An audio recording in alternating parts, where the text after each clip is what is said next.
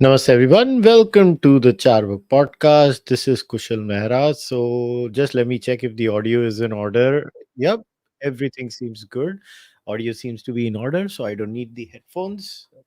As you see, I'm a one man army. I have to do everything myself. I don't have somebody helping me, so everything has to be done by me. So today's podcast is going to be a monologue. So before we start the monologue, let us get on with the promotion, which is absolutely necessary for the podcast. So, first of all, thank you very much for tuning in to those who have tuned in live and to those who are going to be watching it later. I appreciate your support. So, if you are new to the Charvak podcast and this is the first video of the Charvak podcast that you are watching as of now, well, this podcast runs primarily on you, the viewers, and especially the members of the podcast. So, if you can, please do think of supporting the Charvak podcast by joining the membership program. The membership program is available on YouTube, which is this, you're watching it right now. It is also available on Fanmo, on also on Patreon. There are two tiers. There is a Seekers tier and there is a Speak With Me tier. Seekers tier has content for 9 books, many scientific papers, and right now we are discussing the Rig Veda. Speak With Me is everything of the Seekers tier, plus the Valmiki Ramayana in totality and the Manusmriti. Also, you get to chat with me once a month in the form of an AMA. Why the membership program is very important is that I want to create a platform where I don't rely on ad reads or other kinds of videos where I have to speak for someone. So if you can, do join the membership program. You can also send your donations to Kushalmehra at ICICI through UPI. You can also buy the Charvak podcast merchandise at kushalmehra.com/shop. And we can do any kinds of things. And if you can't do any of these monetary things, the least you can do is like this video, subscribe to the channel on YouTube. If you're on Facebook, like it on Facebook. If you're on Twitter, like follow me on Twitter. Comments में गालियां दे दो. And if you're an audio listener on Spotify, you can leave a rating there. On iTunes also, you can leave a review.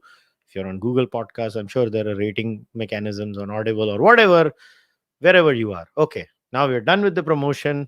Let's talk about today's monologue. So today's monologue is titled Hindutva Free Riders. Now, for everybody who is watching this live right now, your questions will be taken at the latter half of the monologue.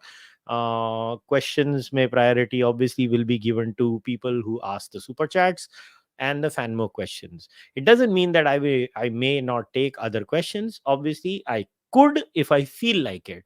I'll scan through the live stream on YouTube, and if I find something interesting, I will. But if you want your questions to be answered, for sure, you have to use the super chat and fanmo option.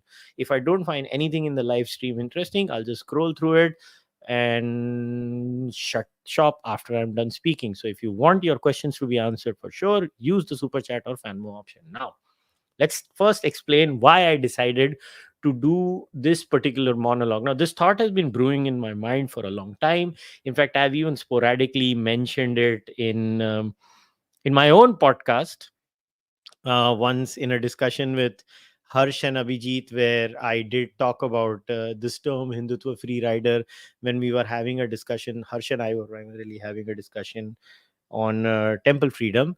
At that time, I had introduced this term. Then I was recently on Vinamra Kasana's Dostcast, and Vinamra and I, we met in the Mangalore Lit Fest. And जब coffee पे बात कर रहे थे तो विनम्र को मैंने ये हिंदुत्व फ्री राइडर का कॉन्सेप्ट बोला था एंड विनम्र ने पॉडकास्ट ही उससे चालू कर दी so I had kind of mentioned it there too to Vinamra.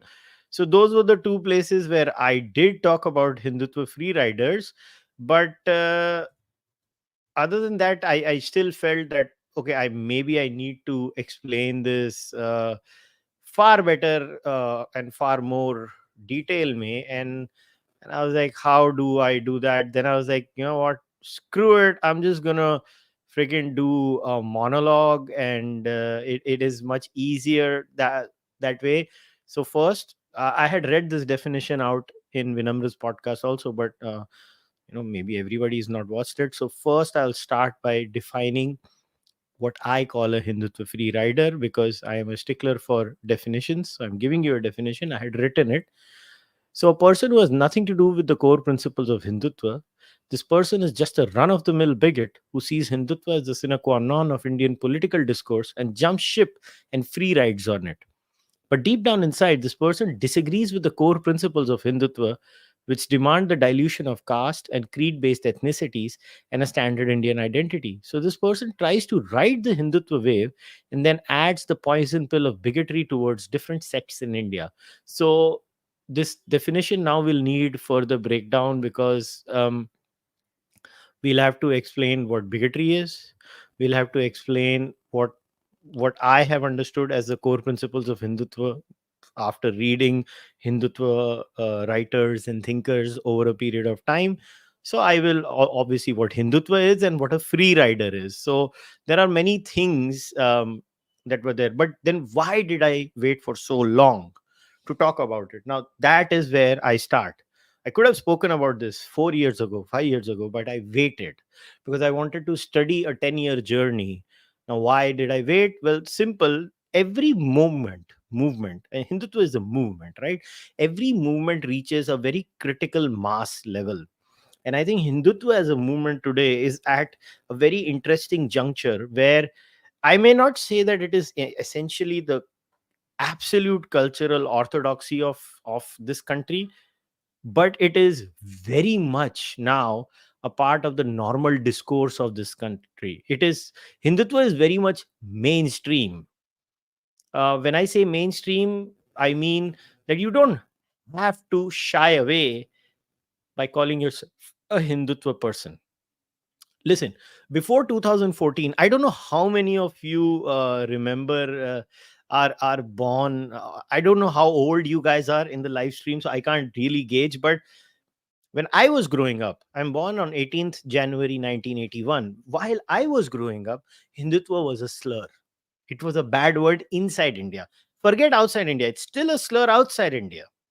But inside India, let's say if you would go to school, you would go to college, right? And you would use, again, I'm talking about urban India. I want to give certain caveats.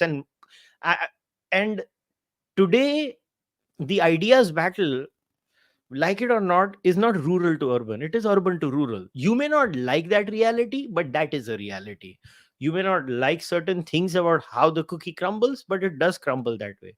And for us, growing up at that time, being an open Hindutvaite, like I have always been a very clear and open BJP voter since day one. Now, maybe I could take the brickbats, but not everybody can. And I'm not judging those people. So at that time, for people to be openly Hindutva was impossible. And then comes a moment now, even though Atal Bihari Vajpayee's government had become a reality, even after that, we had two back to back Congress led coalitions of the UPA under Prime Minister Manmohan Singh. And that, or if you are going to be very practical, under Sonia Gandhi, because Manmohan Singh ji barely had any power, unfortunately. So if we are looking at that point of time, I would not have said that when Prime Minister Modi won in 2014, I could have come up and said, now we'll have Hindutva free riders. No, because we did not know if we're going to have a second term. And I could not have done this even when the second term started, is because I don't know how the second term is going to go and how the societal fabric is going to change. But look at the changes from the first Modi term to the second Modi term. A slew of movies have come out in the second Modi term, not in the first Modi term. Kashmir Files is just one of them. Look at the slew of movies that have come out. Now you have the latest one. I think on I don't watch cinema, but somebody had asked a question yesterday on the Sham Sharma show, and then I looked up the trailer, which is more than enough for me. But there's now a movie on Article 370. There was that Kerala movie. There was Bahattar Hure. There were many other movies that are already coming up. Now all of this is happening is because somewhere in the mind of people, Hindutva is normalizing now. Hindutva as an idea, as an ideological framework, is part of Indian society. So when something becomes part of Indian society, it means it is, even if it is not the orthodoxy in terms of the ideas battle, it still is very much there in your face. I remember in India when being a BJP voter was a thing that you could be worried about if you went on online forums. Today, you don't have to. In fact, today I think sometimes on WhatsApp groups, if you're a Congress voter, you're kind of a minority. It is like how far things have come around kind of a scenario. But this is the time where I think is very important, because we are right at a cusp. We are at a very unique moment where we have to be very careful about what a movement stands for. We are on the verge of Lok Sabha 2024. If you ask me, in my opinion, I think there will be a third Modi term. I would be shocked if it is not there, because from whatever I have started looking at the numbers and everything, and through my talks with political grassroots workers cutting across India, I think there is a direction. It doesn't mean you should not go out and vote. Don't be complacent. Go out and vote. And vote, in my opinion, for the BJP. But having said that, right now, when a movement has 10 years of political power, and 10 years of political power with absolute majority in a parliament, it has certain trickle down effects. And that is when you have to be careful about defining what your movement stands for. And that is when all these, um, things start to creep up, where in terms of political and social acceptance, this is kind of now the orthodoxy space. I'm not saying it is the absolute orthodoxy before someone comes back, but we're entering that zone where, like, our one foot is in the door, where basically we're the cultural orthodoxy. That means the baseline is what we believe to be true, and the others are challenging us then. Till now in India, what the left believed was the baseline, and we would challenge the left. Now things are changing, and I think Hindutva people also need to get used to this idea that a lot of people just think certain things are the norm now. So now that that is coming, we will have this unique problem, which I like to talk about, which I call Hindutva free riders. But then we need to define what Hindutva is and what free rider is. I think that's only fair. So, what is Hindutva? The base level word for Hindutva is Hinduness. That's what they call it. Hindutva is Hinduness. If you ask me, um, I think Savarkar was right when he said Hindutva and Hindu at a religious level are very different things. I think for Savarkar, Hindutva was political Hinduism. It was more than just a ritualistic religious form. I think I agree with Savarkar there. But the best place where I think the origins of Hindutva are explained are in a recent book by Hindol Sengupta. I think Hindol has done a fantastic job about the origins of Hindutva, and I think I want to share that bit. And this is in Hindol Sengupta's book Soul and Sword. I mean, I am quoting from, I think, page 10 or 11. This is very early on in the book, and I'm going to read a whole page so that you guys get an idea about what. So it's like a historical look at Hindutva from origin perspective. So I'm going to read that. Mutt came the same year. I think this is 1882 or something is the year. The undisputed king of Bengali literature, even in his lifetime, a product of oppressing colonialism and decaying, decadent, and bitterly exploitative Muslim rule through the puppet Nawab, started to delve deeper into questions of identity and faith, such as, quote, what constitutes authentic Hinduism, what possibilities exist within Hinduism of the past and in the re-authenticated Hinduism of the future for nation building, what precisely was the culpability of the Muslim in Indian history, and how and why had Hindu power capitulated to it. The result of this exploration was the treatise Dharma Tattva. It is against this fertile backdrop that the word Hindutva gained greater exposure in Bengal in 1891-92 to the writings of a man who was quintessentially a product of the Renaissance. Chandranath Basu was in the mold of Bankim and Vivekananda. He, too, was a product of Presidency College. He, too, had studied at a missionary-founded institution, Hedor School, before coming to Presidency. Not only was he a promising student, quite like Vivekananda and Bankim, but he even did a stint as a deputy magistrate like Bankim. Chattopadhyay's journey as a man of letters also followed Bankim's pathway. He first started writing in English and then entirely abandoned that language to return to Bengali. All his major works, as in the case of Bankim, are in Bengali. It was Chandranath Basu who popularized the word Hindutva through his 1892 publication Hindutva, Hindur Prakrita Itihas, Hindutva, the real history of the Hindus, which has become synonymous with political Hinduism. Even though many others use ideas from political Hinduism, they may not use the word Hindutva to describe their ideology. In a volatile society, Chandranath Basu had hit a nerve. Basu was conservative minded and sought to understand and explain Hindu customs and culture beyond colonial critique. Amir Sen has argued that Basu's importance lies in the fact that, and I'm going to read this last quote and then end.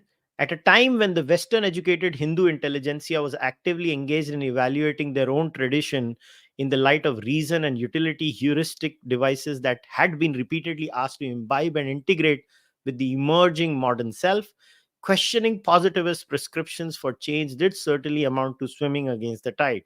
Such courage or conviction, as I argue in this paper, originated not in a blind rejection of the quote modern per se, but in a deeper self reflection that had been possible in the first flush of intellectual excitement of the early 19th century. The substance of Chandranath Basu's writings overturned the idea suggested earlier in time that the modern Hindu's hopes lay in suitably imitating the ways of the English. On the contrary, he argued that beautiful change began with the self itself and not with the social or political environment in which it was historically located. So, this I think is the chapter titled The Age of Fires. This is Age of Fire from the book Soul and Sword by Hindol Sen Gupta. Highly recommend you to go and buy the book Soul and Sword. You can also check out my podcast with Hindol on the book. It is there on the podcast page. You can go and check it out. This is page 11, 12, and 13. I wanted to read significant excerpts from that so that you guys get an idea. Now we know what kind of Hindutva its early journey is, and we know where Hindutva stems from in that sense. Now let's talk about the free rider bit. So what is a free rider? So we're going to stick to a definition, and this I can put it up on the screen for all of you so that you know the source too. This is the APA Dictionary of Psychology. A free rider is an individual who contributes little or nothing to a joint endeavor, but nonetheless garners the same benefits as others who contribute their fair share. The resentment caused by free riders can hamper the efficiency of a group working on a collective task, the free rider effect. So basically, long story short, a free rider is a person who sees something building up in society, who sees a wave towards a certain direction and finds opportunity in that direction and kind of jumps ship in sometimes from place A to place B, which lo and behold we see all the time with politicians in India. When Congress was the sine qua non, everybody wanted to be in the Congress. Today the BJP is the sine qua non. Suddenly you have everybody wanting to join the BJP, right? uh, don't you think those politicians who jump from X to Y or Y to A, aren't they free riders? Don't you think they are free riders? I would want to know your thoughts. The greatest free rider in the history of Indian politics in the last 2 decades is Arvind Kejriwal, if you ask me. Just think about it. Baba Ramdev starts something, then Anna Hazare makes it even bigger. Kejriwal free rides on that entire movement, jumps out of it, forms a political party. Right? It's classical free riding. The most consistent free rider in Indian politics is who? Nitish Kumar ji. Right? I mean, what in X number of victories, he's a 9-time CM. He has free riding. He has free rided the shit out of everyone. That's all I can say. Nitish Kumar ji is not a Hindutva free rider. He is just a by default free rider. He just says, I'm going to free ride no matter what is the case. No matter what is the case. Now, at a very technical scientific level, uh, the free rider problem And I think this blog explains it beautifully, and I'll share that for you guys also. This is just a bit of scientific thing, but it I think it will help you. Just sharing it has nothing to do with the podcast per se. At a social level, so this was a very good explanation in my view. So define a selection free rider as a phenotypic trait that was not selected for in some particular instance and is correlated with a trait that was selected for. Further, the free rider could have been selected for making the correlated trait the free rider either actually in some other species or population or by some possible biological scenario. For instance, the brownness of fur might be a free rider in one species because it is correlated with the fur having the insulating properties that it does, which is what it was actually selected for. But in another species, or maybe even another population of the same species, it is the insulating properties that free ride because the brownness is selected for because it provides camouflage or whatever. If we think of selection as a mechanism or force, which is not uncommon in evolutionary biology, we might say that if selection does not act on a trait T1, but it does act on correlated trait T2, then T1 is a free rider. If selection had acted on T1, then T2 would be the free rider. Like I said, in our case, free riding is not in that sense, which is why I read the American Psychology Department's American Association of Psychology definition for you. But I just wanted you to understand what free riding is in an evolutionary biology perspective too, because that's where the concept literally comes from. It is more like an exaptation or of sorts, which is where it comes from. Now that we are over the definitions, right, the next most important thing is, now let's get into the core principles of Hindutva. Because remember, when I had given you a definition, is that this person who's a free rider of Hindutva actually does not believe in the core principles of Hindutva. This person is just seeing that the tide is entirely going in this way. And let me just, जिसको बोलते हैं हिंदी में हम कहते हैं ना, बहती गंगा में हाथ धो देना, like milk the cow because the cow is milking anyways. So that's the thing. So what are the core principles of Hindutva and what is Hindutva? What Hindutva in its core sense is a reformist movement. There is no, and reform is not a pejorative. Before somebody says, oh, reform is a pejorative thing. No, it is not. Reform is a very good thing. Reform, in my view, is the process of bringing out tangible and objectively measurable positive change in society. I am a moral objectivist. I believe certain ideas are better than other ideas.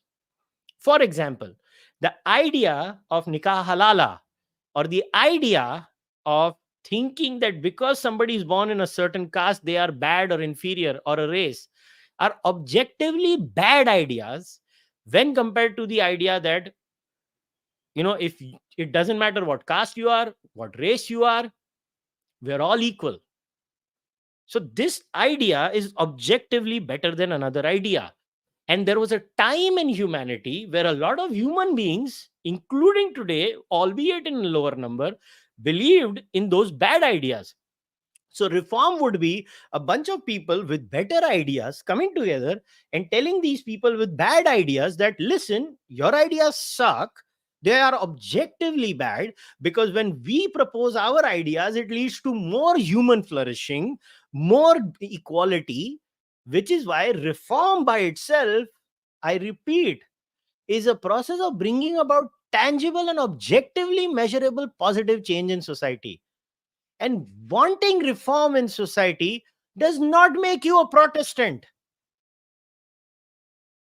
I repeat, wanting reform in society does not make you a Protestant, sir.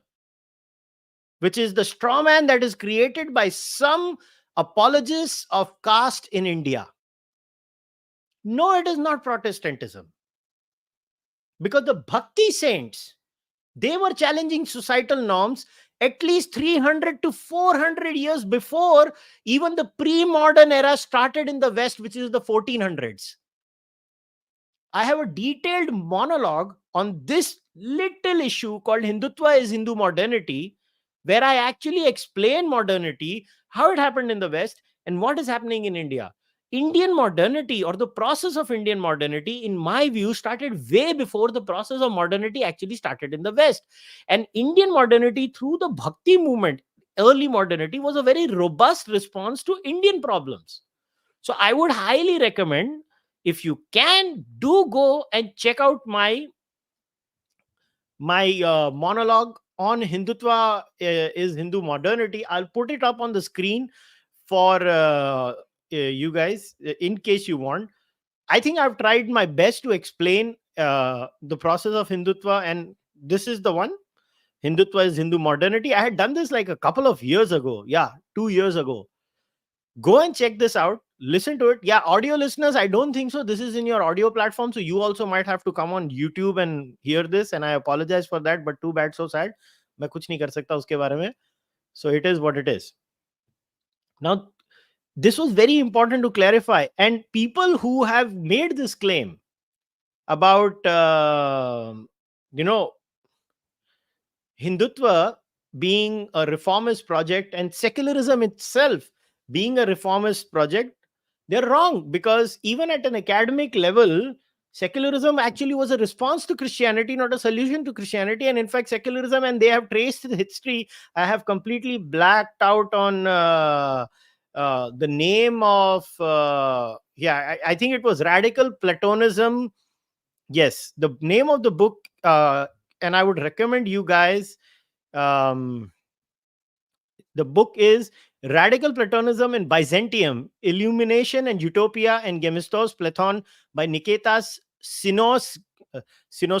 भाई मेरे को उसका नाम वाम नहीं मालूम इतना अच्छे से, but I would highly recommend you guys go and read this book, because it completely punctures the claim that reform is a Christian construct, and reform in the Christian world was very much a pagan intervention, which was later on kind of taken over by the Christians later on.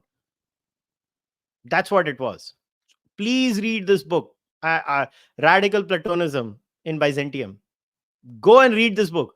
It is not available so easily. If you try to buy it, it's very expensive. मुझे बोलना नहीं चाहिए. तुमको मालूम है रास्ता क्या है उसका? पीडीएफ वाला. जाके ढूंढ लेना पीडीएफ और पढ़ना. बहुत बोरिंग बुक है. पहले से एडवांस में वार्निंग दे रहा हूं. It is a very boring book. फिर बोलना नहीं क्या भैया ऐसी घटिया घटिया बुक पढ़ने को बोलते हो. देखो, एक तरफ से मैं क्लेम करता हूं, दूसरी तरफ तुम बोलते हो बुक बताओ. बुक बताई, पढ़ने की कैपेसिटी नहीं है, तो it's a you problem, not a me problem. Book बता दिए, सोर्स दे दिया. It's a very nerdy historical book. जाके पढ़ लेना. Now that I have said it, अब आगे बढ़ते हैं. ठीक है. Now, what are the core principles of Hindutva as such, right? बहुत जरूरी है. Now, one of the most prominent speakers or proponents of Hindutva, the man who made this term the most prominent, was Vinayak Damodar Savarkar. Now, you cannot say that Hindutva ke core principles are anything outside of what Savarkar claims. Now, this is on savarkar.org, and one of the biggest claims that have been made as one of the core principles of Hindutva is this, which is the 7 shackles of Hindu society. I'm directly reading from savarkar.org. You can just Google 7 shackles Savarkar, 7 shackles of Hindu society Savarkar, and it will pop up sabse upar.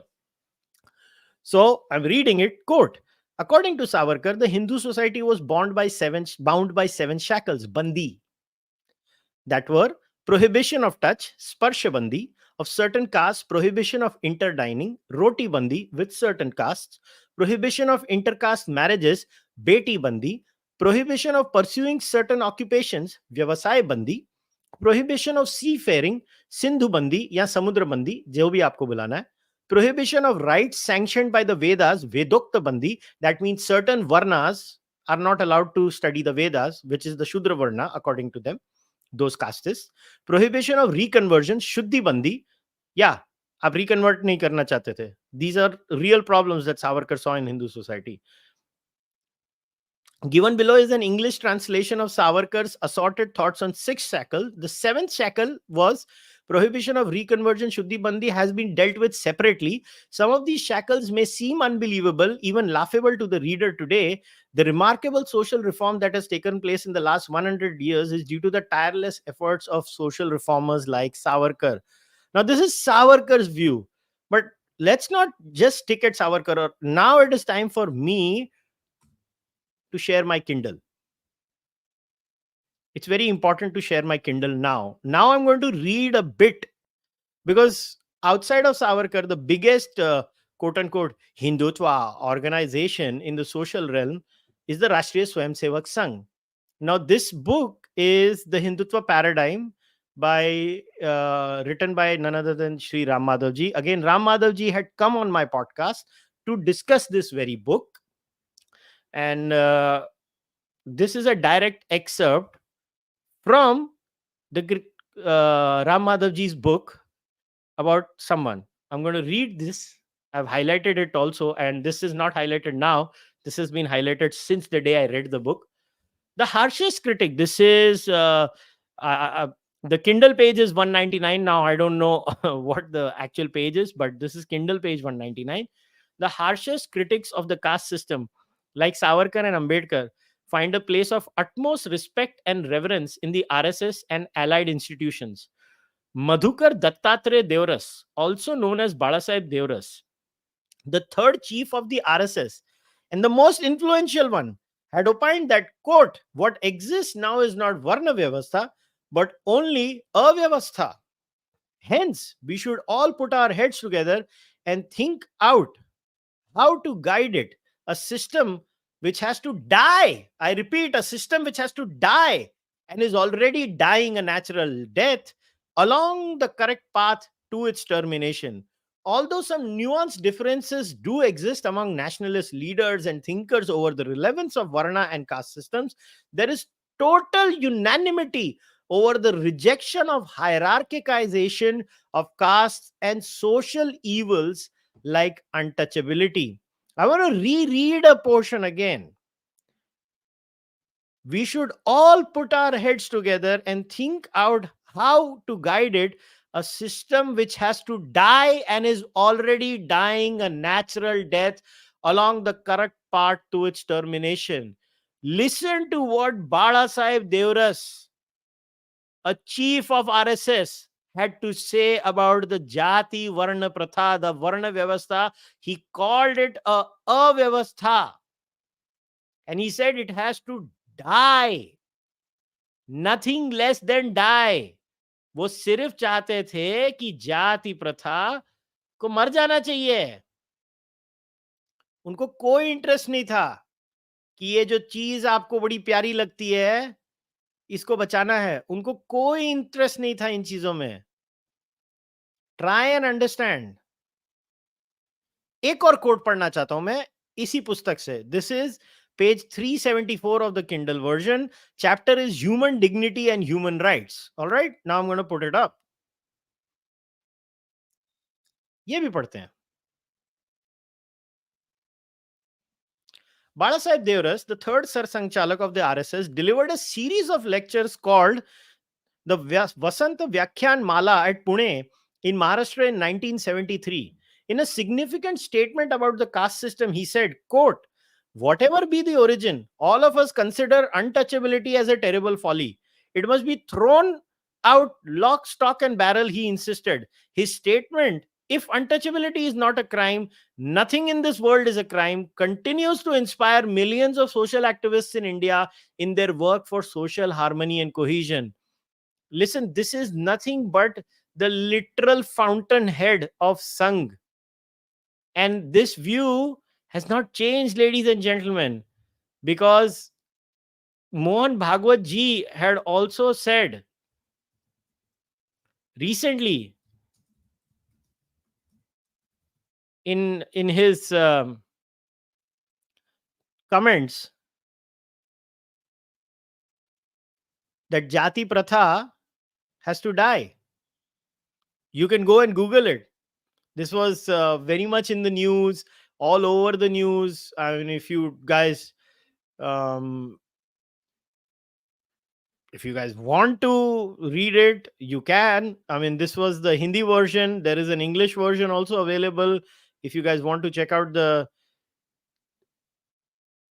Hindi version, Mohan Bhagwat की जाति की आलोचना, this is the Indian Express, अर्थ की तलाश में शब्द, and it is there in English. A lot of things were said by Mohan Bhagwat ji about the jati pratha itself, and you guys should go and check his views out. But yeah, like I was saying, Mohan Bhagwat ke views are very well known on this, and if you want to check these things out, you can. But like I said, these are the core principles of the Hindutva movement. Remember this: Savarkar's Seven Shackles, Balasaheb Deoras and his views on not just untouchability, chuachut, but on the Varna Vyavastha itself. And then Mohan Bhagwat also clearly saying that all of this has to go. Now let us talk about the traits of the free riders. What do these free riders claim? These free riders come, they claim, oh, RSS is Protestant reformists. These people who reform, Hinduism has no problem. All these are Western constructs, British constructs. Our society never had anything. Really? Our society did not have anything? Are you guys sure? I mean, like, I can read a few things if you guys want me to. Like, let me read from the section of grounds for litigation, verbal assault in the Manusmriti. For assailing a Brahmin, a Kshatriya ought to be fined 100, a Vaishya 150 or 200, but a Shudra ought to suffer corporal punishment. Then 268, a Brahmin should be fined 50 for abusing a Kshatriya, 25 for abusing a Vaishya, and 12 for abusing a Shudra. How convenient! है ना? ये अंग्रेजों ने लिखा था ना? ये अंग्रेजों का कंस्ट्रक्ट था ना? Then let's go to 270. If a once-born man hurls grossly abusive words at twice-born men, his tongue shall be cut off, for he originated from the lowest part. Then 271. If he invokes their names and casts with disdain a red-hot iron nail 10 fingers long should be driven into his mouth. Then 272. If he arrogantly gives instruction on the law to Brahmins, the king should pour hot oil into his mouth and ears. How nice, how civil. How civil. Really nice and civil. बोल दो ये versus mistranslation है, हिंदी का भी अनुवाद मिलेगा, हिंदी में भी यही लिखा है, 7 अनुवाद पढ़ लेना. अब आप बोलोगे मैं तो ये मानता ही नहीं, मनुस्मृति को रिजेक्ट करता हूं. Very good, you are Hindutva. That's exactly what the Hindutva project is. The Hindutva project says maybe Smritis were written at a certain point of time. They are not eternal. They were time bound, context bound. Move on. But what do the Hindutva free riders say? The Hindutva free riders give apologia for this. The Hindutva free riders actually believe in this secretly. But साला उनकी चलती नहीं है ना. चलती होती थी तो बहुत कुछ कर लेते थे, मगर चलती नहीं है. Hashtag sad life. If it was to the Hindutva free riders, they would do everything that this text wants. They would. Which is why I'm saying RSS, Savarkar, Bankim, Chandranath Basu, and many of these thinkers, Dayanand Saraswati, Swami Vivekanand, many of these things. Gandhi is also considered Hindutva by certain far left people, by the way. You may not agree with it, but they think all of these people were Hindutva. The point is, the Hindutva free rider is a bigot. The Hindutva free rider hates Muslims. The Hindutva free rider wants caste supremacy of a certain caste. The Hindutva free rider is a woman hater. Is a misogynist. वो सारी अपनी चीजें ला के इधर ले आए. The Hindutva free rider tries to couch his or her casteism and anti-Muslim bigotry behind word salads. Word salads like caste is a Portuguese word, sir. अरे चलो caste में छोड़ दो ना. बाला साहेब देवरस ने क्या कहा? वर्ण व्यवस्था है अव्यवस्था. जाति वर्णा should be annihilated. कास्ट छोड़ दो ना, अगर ब्रिटिश वर्ड है, अंग्रेजी का वर्ड है, जाति वर्ण की बात करो ना। इसीलिए मनुस्मृति पढ़ी मैंने। और उसके बोलोगे पराशर में भी लिखा है, याज्ञवल्क्य में भी लिखा है, धर्मसूत्र में भी लिखा है, जिधर से ये सारे निकलते हैं। हाँ, श्रुति में नहीं लिखा है, that I accept. So if you're a Hindutva person, you'll be like, I'll go to the Shruti, reject the Smriti. Thumbs up, I'm with your team. Shruti thumbs up, Smriti thumbs down. I'm with your team. But what do the free riders say? There is nothing to apologize for the Manusmriti. Yes, go Google. There are articles like that on the internet. There is nothing to be apologetic about the Manusmriti. I just read bits of it. There is everything to be apologetic about for the Manusmriti.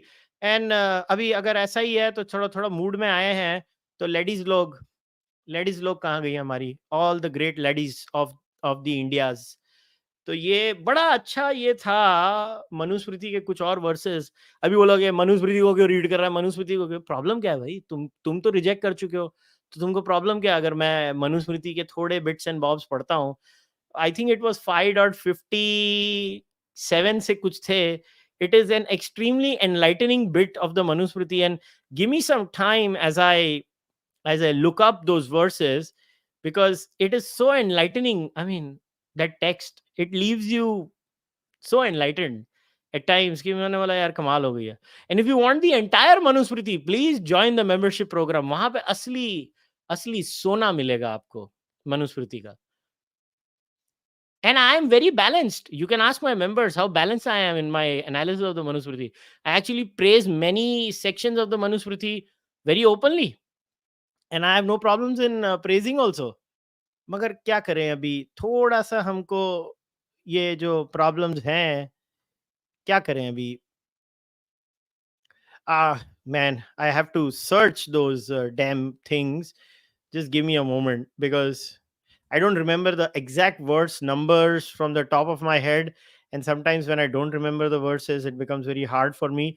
But there were some really interesting verses about women in the Manusmriti, and what they are supposed to do and what they're not supposed to do, and what is the quote unquote duty of the Janani. It is so enlightening. The Manusmriti is so enlightening on these subjects that god damn, I mean, I'm like, where do these people find such capacity to say that, I'm not apologetic about anything. Oh yeah, so let's read this Manusmriti.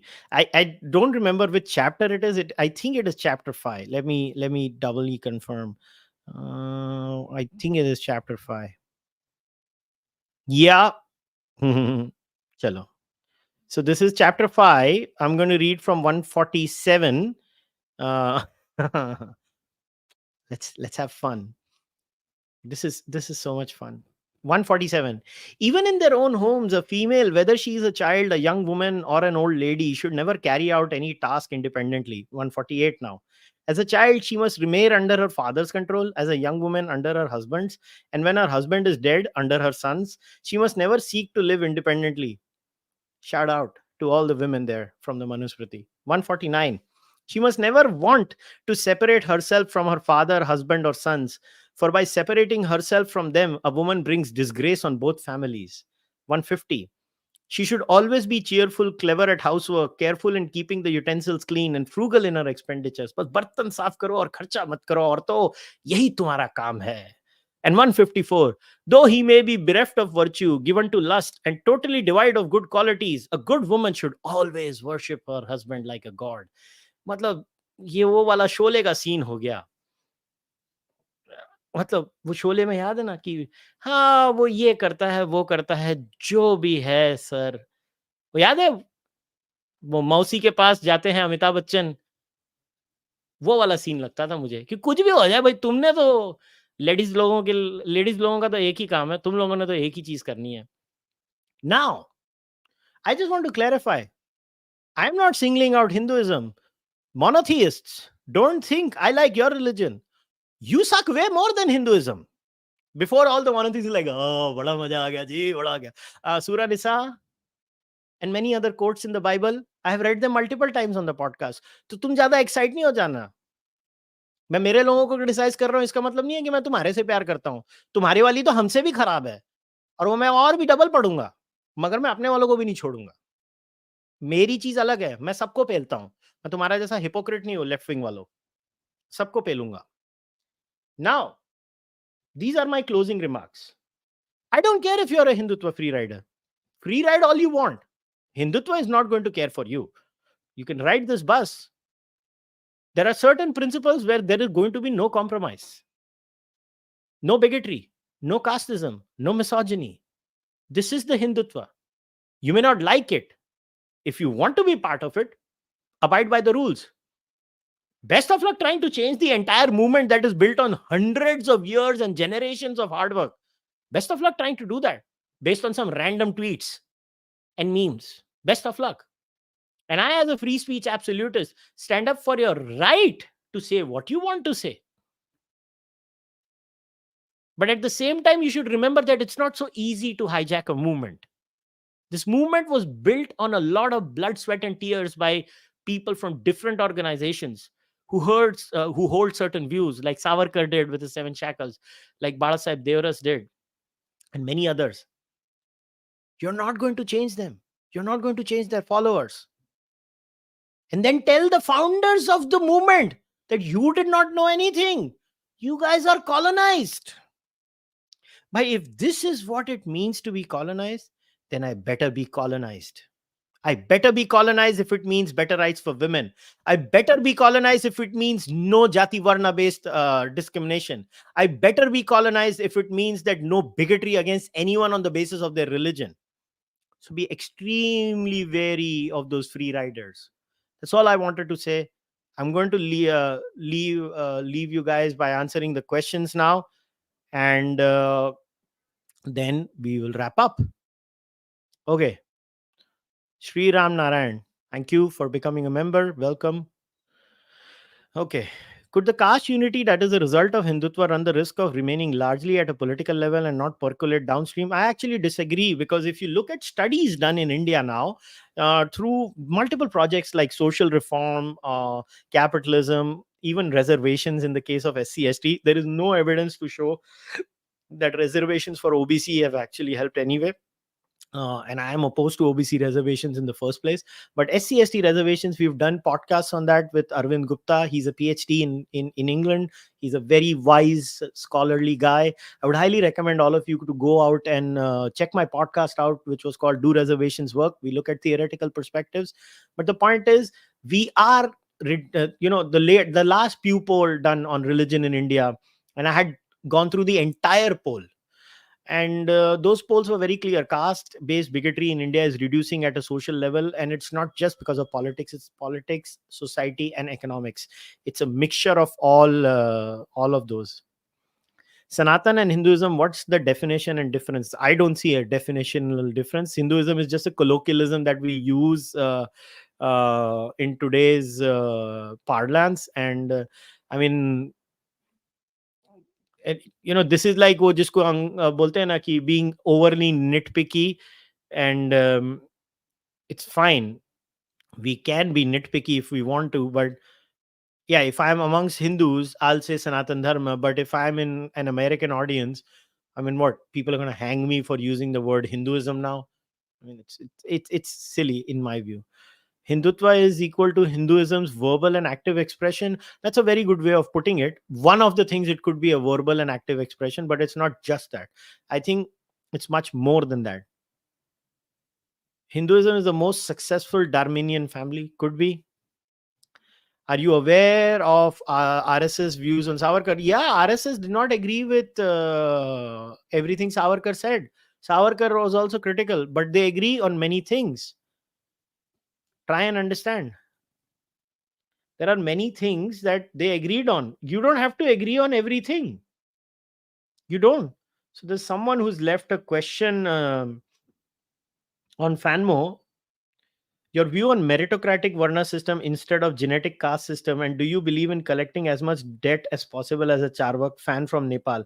First of all, I don't believe in collecting as much debt as possible, because let me explain this in a much more nuanced way.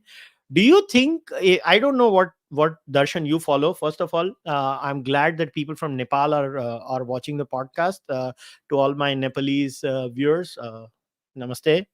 Wish you guys all the best. And secondly, do Advaitins follow everything according to the Brahma Sutra Bhashya? No. Many things they have added and subtracted. So what's this unique burden on the Charvakas that, oh, tune to what time pe ye bola tha? Bas. First of all, there is no primary text of the Charvak Darshan. Everything is what the other side has said they stood for. Secondly, even if I take it at face value, why am I married to that? There are some aspects I'm not, in some aspects I am. So on the as much debt as possible, I believe it's a stupid idea. As far as meritocratic Varna system instead of genetic caste system, listen, I had a very detailed discussion with my dear friend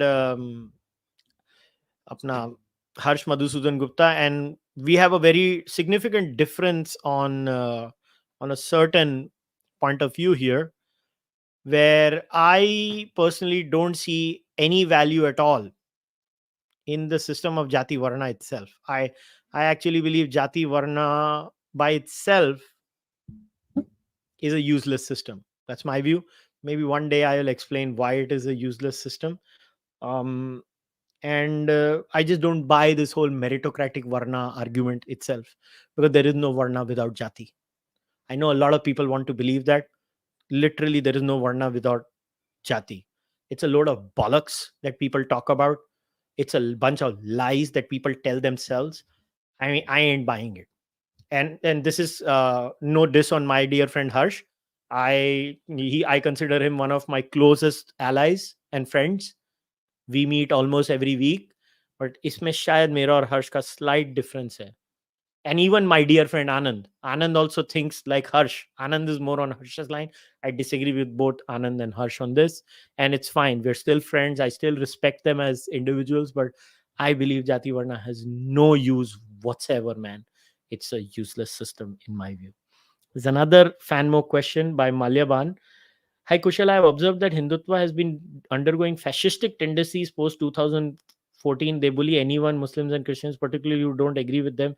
Your take? Well, uh, I mean, what is your evidence based on?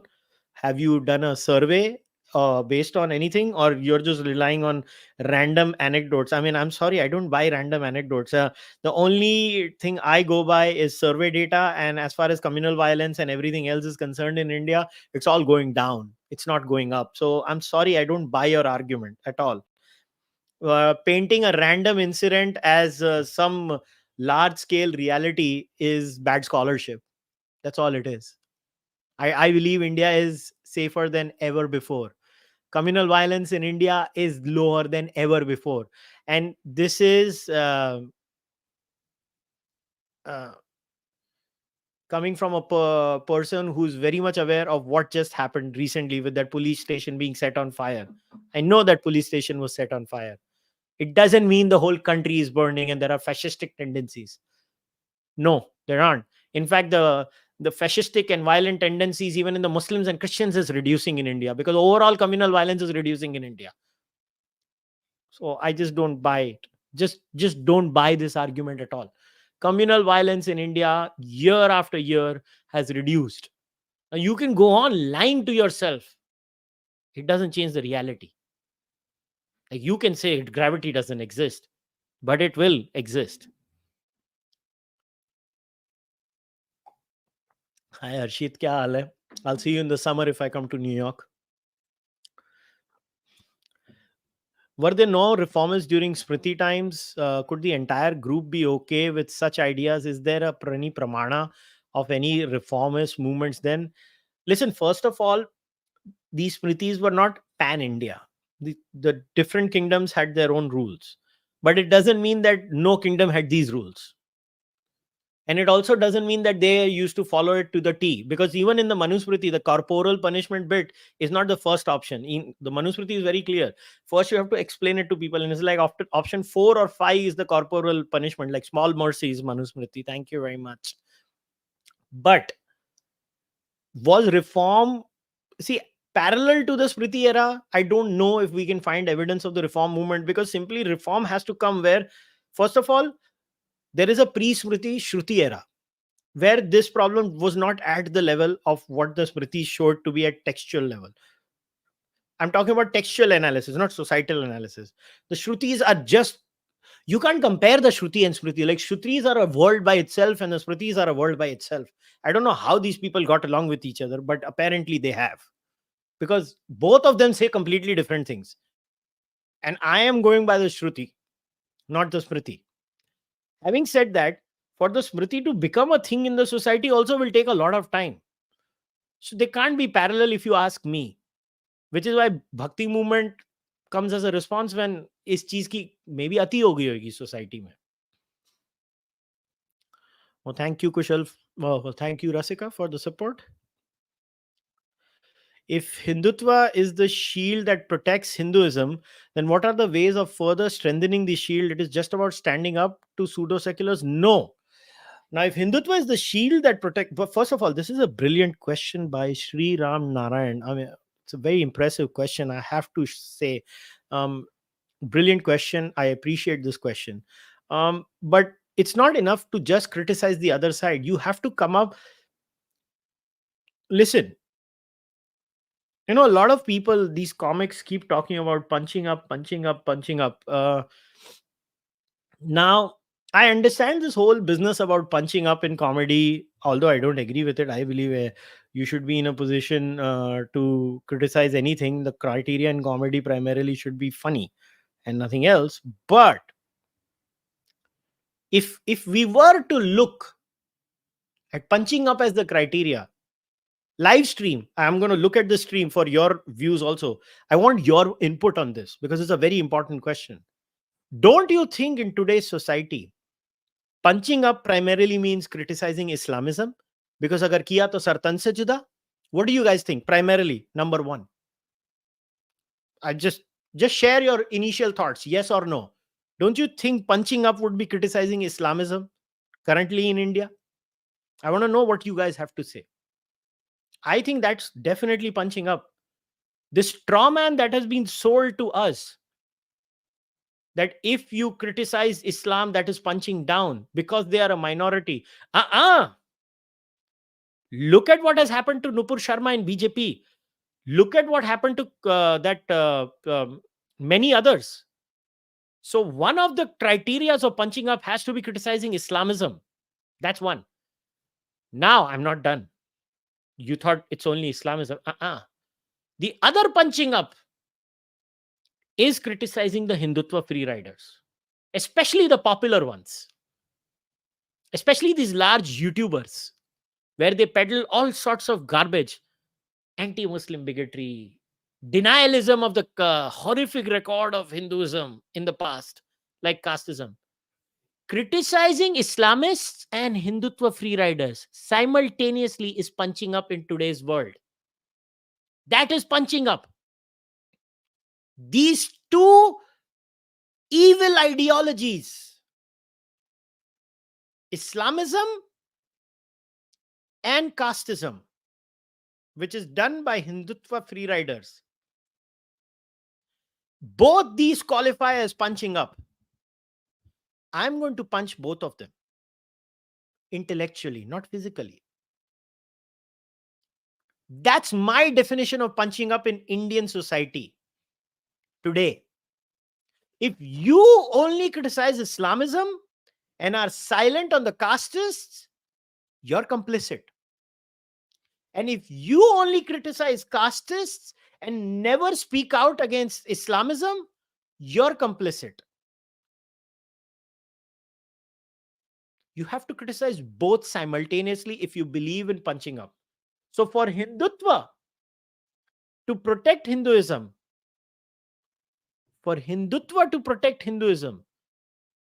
it has to be just, not merely criticizing the left, because I think the left, which is why I did that podcast with my friend Abhijit Iyer Mitra, I think the left is pretty much dead. In India, it is dead. Intellectually, they don't have any new ideas. They say the same rotten rubbish anyway. And what is the left going to offer in India? Um, Caste-based discrimination, Hindutva opposes it. Women's rights, Hindutva supports it. Anti-Muslim bigotry, Hindutva opposes it.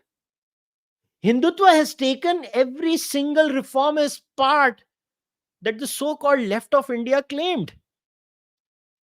The left is dead. Criticizing the left is the easiest thing to do in India today. If you're punching the left, you're actually punching down now. You want to punch up? Criticize Islamism and Hindu casteism. And I'm not saying casteism is exclusive to Hinduism. Criticize Ashrafism. Yes, criticize Jattism in Punjab. Jatta da A, Jatti da O. That is also casteism. Criticize the Christians who were converted from the upper caste who don't allow the Dalit Christians to enter their churches. That's punching up. The concept of caste that permeates every single community in India. That's punching up. Being anti-caste is punching up. Criticizing Marxists? अबे वो idea को खरीदता कौन है? उसको क्या करना है टाइम वेस्ट करके? मैं नहीं बोल रहा हूं कि नहीं करो, जिसको करना है करो, मगर फिर तुम पंचिंग डाउन कर रहे हो, हम नहीं कर रहे हैं, हम पंच अप कर रहे हैं. Questioning the tenets of Islamism is punching up. I will do it.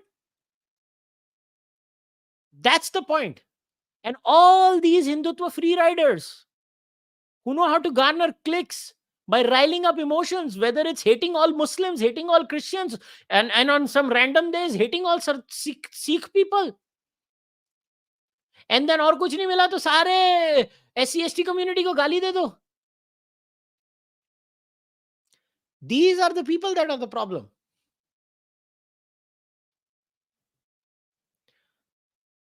How do you get rid of caste-based ethnicities? I mean, first of all, you should stop having any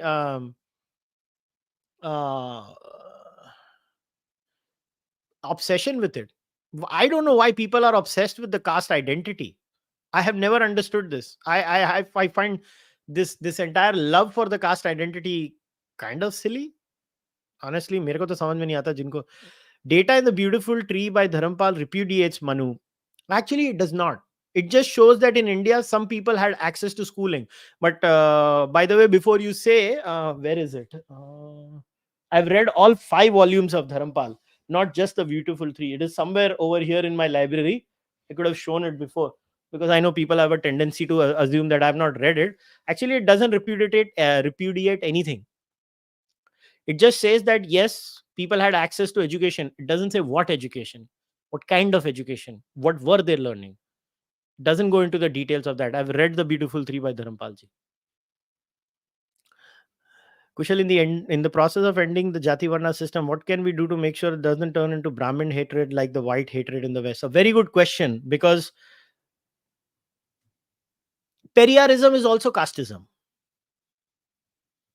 I mean, I did a detailed thread on Periarites, and if you guys want, do you guys want me to pull it up and show it to you? The great, okay, चलो दिखा देता हूं आप लोगों को इन महान हस्तियों के विचार.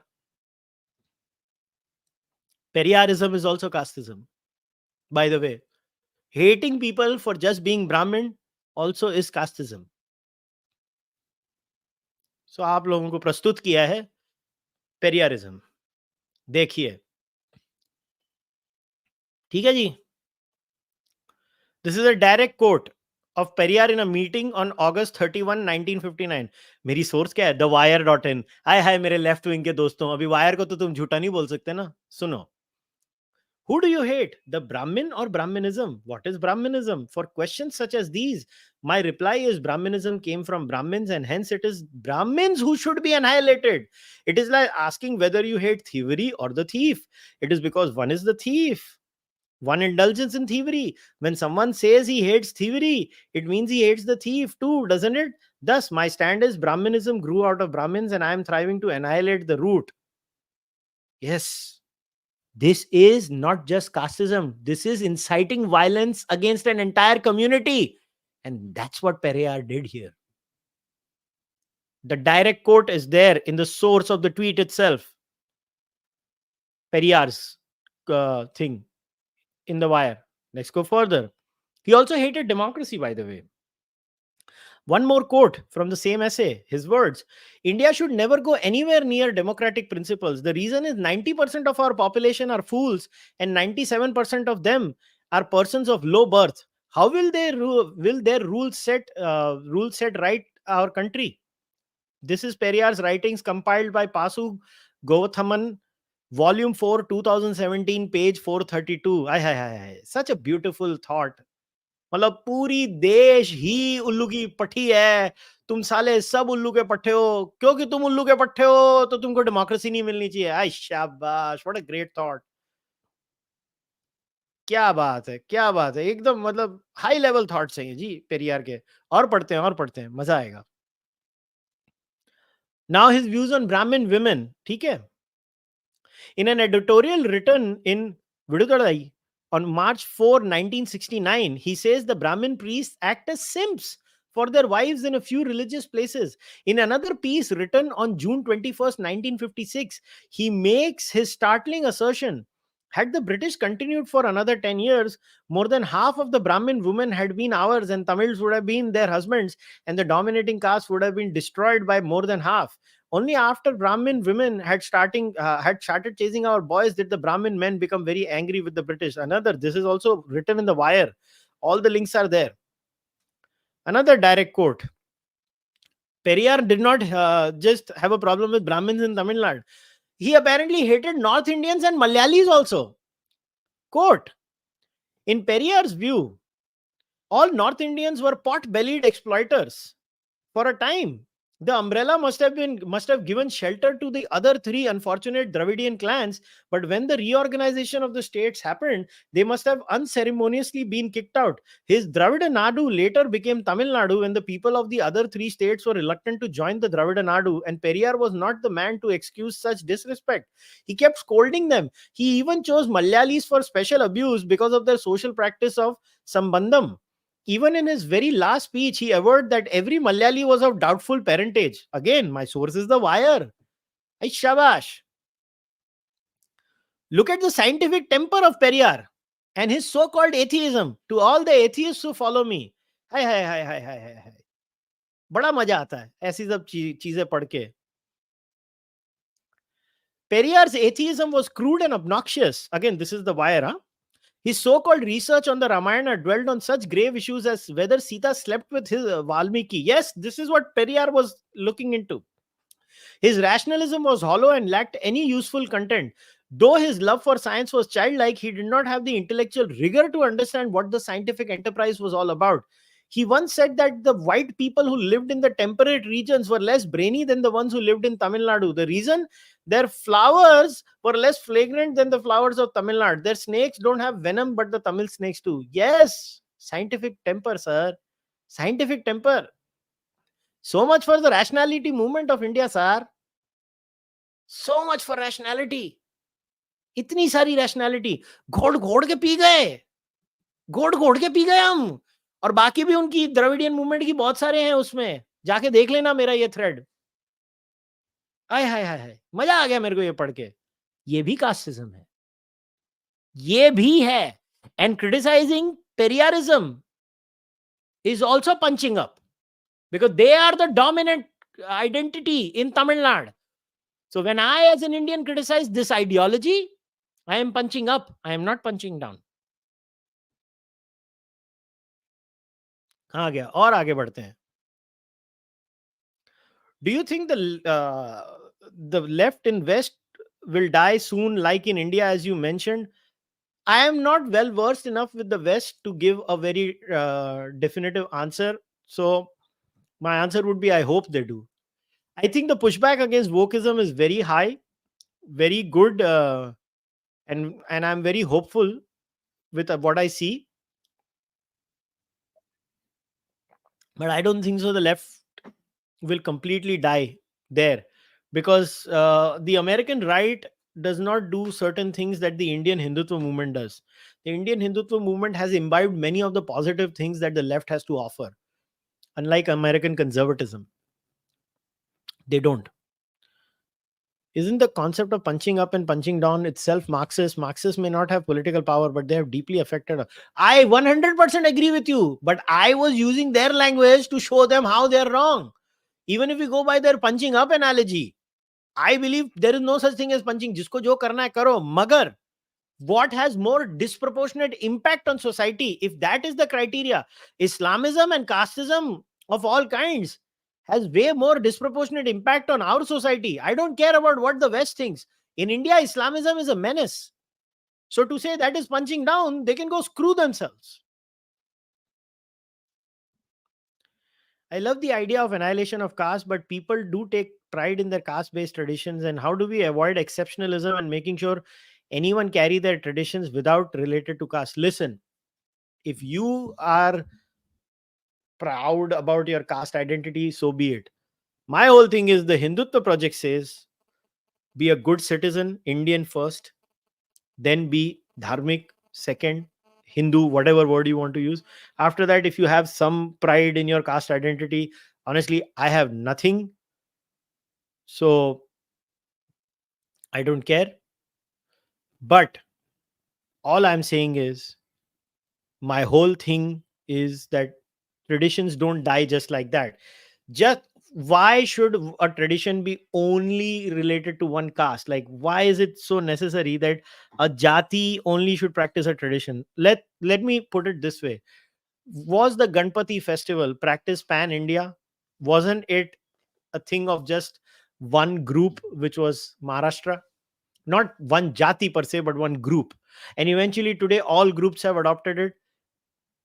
Even if you look at the historical analysis of the Rig Veda, it starts off as a book of one tribe, the Puru Bharatas, and then it's adopted by everybody in India.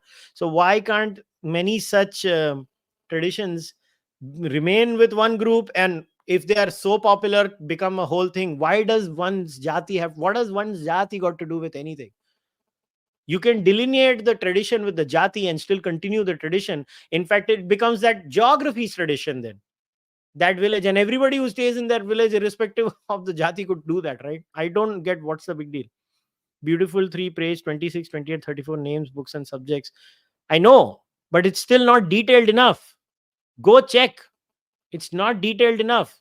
For you to say that this disproves the Manusmriti itself is ridiculous, because a huge swath of Indian society was not educated and they were not getting access to many things.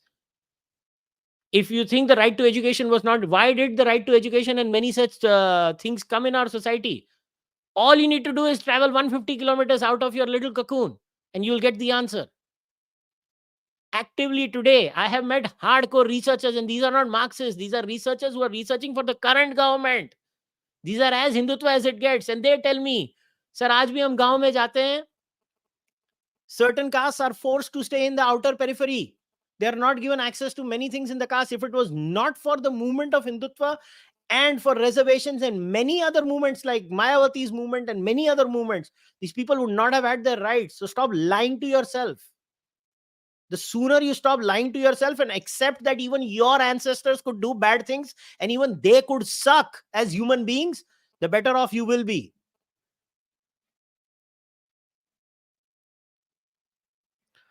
भाई Nadar Nair Conor Thevar भी cast हैं, they hold people together. Are you saying they should be annihilated too? Are you saying that this is the only way people can be held together? My question to you. I don't care if the Khatri identity dies tomorrow. I'm saying this. I don't care. Don't care. क्या है Khatri identity? क्या करना है मैंने Khatri identity का? पोहे बनाऊं उसके? कुछ भी नहीं कर सकता.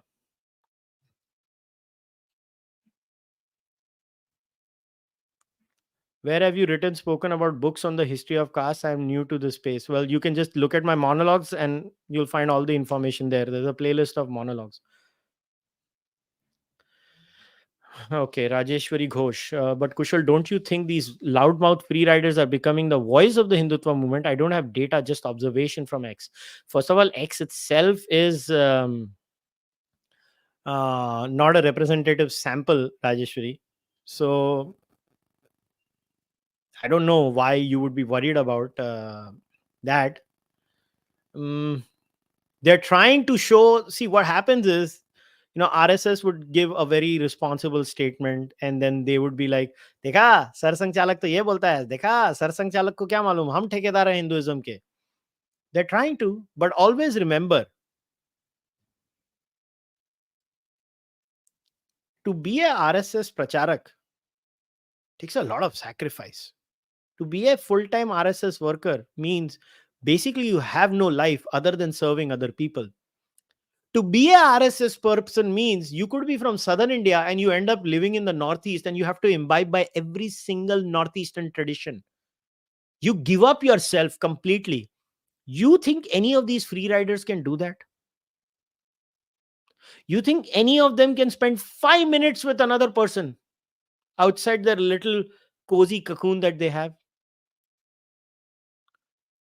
And if these people and their private lives start getting exposed and the things start coming out of the closet, oh boy, बात निकलेगी तो बहुत दूर तलक जाएगी. The less I say, the better. And Twitter is not like a survey. Try and understand. When you do a survey, all castes, all sets are taken, all age groups are taken in a very scientific way. Let's say 18 to 25, 25 to 45, 45 to 60, different castes, different religions, different genders. They're all taken and a representative sample is done. Twitter is not that. Twitter में आज भी आपको bots बहुत होते हैं. So you can rig a trend. You know how easy it is to rig a trend on Twitter? I know because every political party does. ऐसी ही उनकी IT cell नहीं होती है. सो आपको आधे से ज्यादा लोग तो बम्बार्ड कर रहे हैं उन चीजों से, आपको तो मालूम भी नहीं है कि वो रियल है कि एक बॉट है, तो आप उसको रिप्रेजेंटेटिव सैंपल कैसे लोगे? उसमें इतना एरर है.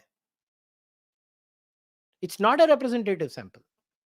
सेकेंड, आप यूट्यूब के कमेंट्स में जाओगे. Do you know 92% of YouTube when it comes to politics is men? Is that a representative sample of India? Check करो. ये सब चीजें चेक करने वाली होती हैं. इट्स बेसिकली क्या होता है कि आपको लगता है ये, but that's a very small subset of reality. और आपको कैसा मालूम वो इंडियन है, वो कोई पाकिस्तानी नहीं है? वो भी तो है. Love it. Heterodoxy and Hindutva, greater than caste discrimination. Thumbs up to that. There's a lot of misinformation regarding minority rights in India or minorities in India. What are the reliable literatures that I can go through for the same? It's start following a lot of government reports, man. That's the best place to do it. Right? If you can, the government reports and the government data, like just if you can, please read the white paper that the government has released just now. It will show you the absolute rot that the Congress had done. Like I'll give you a small example, right? Shamika had shared um, this particular chart. If you guys just follow Shamika Ravi on Twitter, she shares a lot of data too. So this one. So basically, proportion of people spending time on religious activities across main religions and genders. This is all four religions. And you'll see, in general, females tend to spend more time than men on religious activities. And it's only in Islam that the male female gap is very little. But look at Christianity, way more women than men. Look at Hinduism, way more women than men. Look at Sikhism, way more women than men. Look at Islam. Men are equally robustly religious. So I'm just sharing this one as an example. Like there are many such reports and data points that come out in India constantly, all the time. All the time. And this photo also, people talk about what is Hindutva, what is Hindutva. This photo is Hindutva. This was a Kar Sevak during the Ram Janmabhoomi. What caste are you all from? All caste. Basically Hindi में कहते हैं कोई जात नहीं सिर्फ Hindu. This is what they had said at that time. कोई जात नहीं सिर्फ Hindu. This is Hindutva, which is why I find this entire trope that these Hindutva free riders are trying to, claim that we are the spokespersons of Hindutva. You're not. You clearly don't stand for the principles of Hindutva. And it's fine. You can stand up for whatever little third rated casteist belief you have. On minorities, you asked a question, right? Access to electricity, right? I'll show you another data point. Look at the access to electricity data now in India. This is India, 86%. Look at Muslim and Hindu. Do you see any difference, sir? All castes. Obviously, because the general category had access to electricity way more than the others, but the others are also reaching there. You see? This is how you get data. The government is your only source. You have to look at government data, sir. I'm not making these things up. These are actual data points. There are reports. Everything is available on the internet. You can't go on Twitter and think the world is gone and the world is lost, or hi मैं लुट गया, मैं बर्बाद हो गया है, मैं की करा, हुण की करा, kind of a sad song. A lot of people talk about the Dravidian movement. Just look at the intercaste marriage rate. Dravidian movement, my foot. Look at the intercaste marriage rate of Tamil Nadu. 2.6%. So-called casteist UP. उनकी देख लो 8.6. राजस्थान में कितना लो है intercaste marriage देखो. Jammu and Kashmir में देखो कितना लो है. ये है आपका इंटरकास्ट. NFHS 3 2011-12 डेटा सोर्स है. नेशनल एवरेज है. I'm just sharing as much information as I can with you guys. Now you can say sharing information is a Western construct, having surveys is a Western construct, and our ancestors did not believe in any of this. And I have no answer to your stupidity other than calling you stupid. But it doesn't mean it changes reality, sir. Reality remains the same.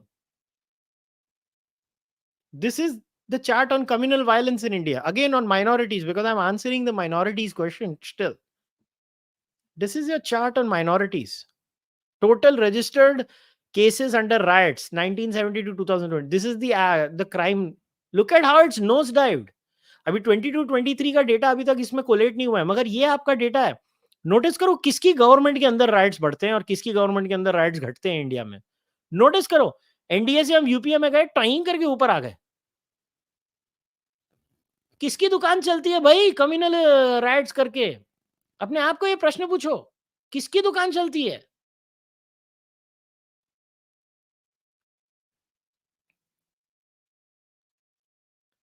So-called Islamists start to play victim card the moment we call them out. Now I become the villain, don't know how to handle this. Don't care about people who call you a bigot. If you are making fact-based arguments, you should not care about what the world says. I don't care what the world calls me. I know I'm true. I know I speak facts. I share data. I share reports. I share references. I don't care how people feel. You should stop caring about what people think. Please name a few Hindutva freerider intellectuals. I don't need to name anyone. I don't need to name anyone. Who cares? Seriously, who cares? My point is to explain the concept. I trust the intelligence of my listener and my viewer. They are smart enough to decipher who's free riding, who is deviating from the principles of opposing bigotry and discrimination, who wants women to remain subordinate. And that's it. That's all you need to do.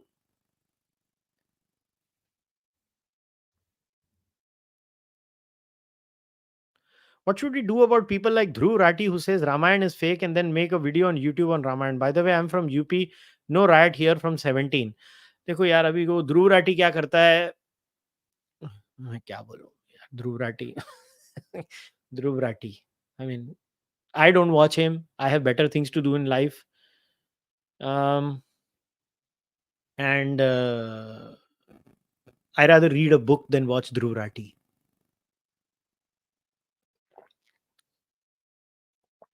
And I don't know if he said it or not. So how can I react to it? So I don't know.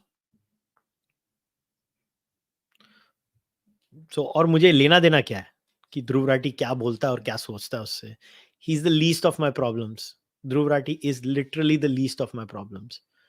So I'm sorry I could not take any other questions from the live stream because ये आपके super chats और फैनमो questions answer करते करते ही पूरा समय निकल गया.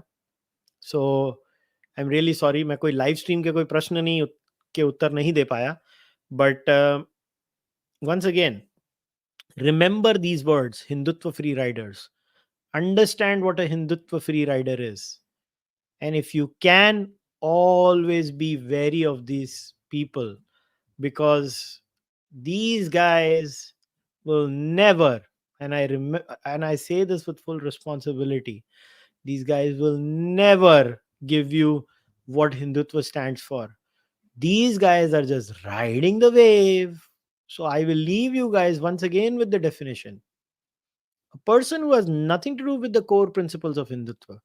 This person is just a run of the mill bigot who sees Hindutva as the sine qua non of Indian political discourse and jumps ship and free rides on it. But deep down inside, this person disagrees with the core principles of Hindutva, which demand the dilution of caste and creed based ethnicities and a standard Indian identity. So, this person tries to ride the Hindutva wave and then adds the poison pill of bigotry towards different sects in India. So, don't fall for Hindutva free riders. Stay true to basic decency and true first principles. You can read books, Soul and Sword, Hindol Sen Gupta, the book of Savarkar on Hindutva, Hindutva Paradigm by Ram Madhav, the book Hindutva, its history and its core principles. I forgot the exact name. Wait, let me get the exact name for all of you. Aravindan Neelakantan. I think his book on Hindutva is also a must read. Aravindan's book is very good on Hindutva also. Its name is Hindutva Origin, Evolution and Future, Aravindan Neelakantan. So I've given you these books. Go read them. Try and understand the principles of Hindutva. You will clearly see that Hindutva stands for a certain thing. If you don't agree with it, it's fine. You can still vote for the BJP and remain what you are, but you're not Hindutva. And don't try to change the nature of Hindutva, or you can try, but you're going to fail. You're a free rider at best. We don't mind you as long as you're failing and still voting. But Hindutva remains what it is: an anti caste movement, an anti bigotry movement, and a progressive reformist movement of India, and the only form of Hindu modernity that truly exists. I thank you all for tuning in today. If you can, please like this video, subscribe to the Cārvāka podcast YouTube channel. Please leave all your abuses and comments in the comment section. If you're an audio listener, leave a rating in your preferred audio platform. If you want to support this podcast, join the membership program either on YouTube or Fanmo or Patreon. If you want to buy the Cārvāka podcast merchandise, go to kushalmehra.com/shop. You can also send your donations to UPI. I'll see you guys next time. Until then, Jai Shri Ram. Namaste. Take care.